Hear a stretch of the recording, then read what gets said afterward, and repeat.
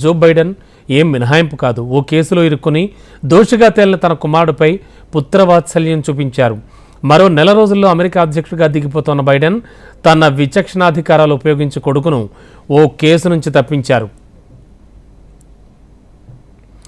అక్రమ ఆయుధాల కొనుగోలు కేసులో దోషిగా తేలిన తన కుమారుడికి క్షమాభిక్ష ప్రసాదించారు అమెరికా అధ్యక్షుడు జో బైడెన్. ఇందుకోసం అమెరికా అధ్యక్షుడిగా తనకున్న విశిష్ట అధికారాలను వినియోగించుకున్నారు.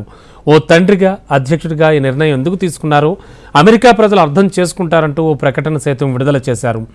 అక్రమ ఆయుధాల కొనుగోలు వ్యవహారంలో బైడెన్ కొడుకు హంటర్ దోషిగా తేలాడు. దీంతో పాటు ఆదాయ పన్ను విషయంలో కూడా తప్పుడు సమాచారం ఇచ్చాడనే నేరారోపణలు కూడా ఉన్నాయి. డెలావర్, కాలిఫోర్నియాల్లో హంటర్పై ఈ కేసులు నడుస్తూ ఉన్నాయి. అమెరికా అధ్యక్షుడికి అసాధారణ అధికారాలు ఉంటూ ఉంటాయి. అయితే వీటిని తన కుటుంబ సభ్యుల ప్రయోజనం కోసం ఎట్టి పరిస్థితుల్లోనూ వాడుకోనని గతంలో బైడెన్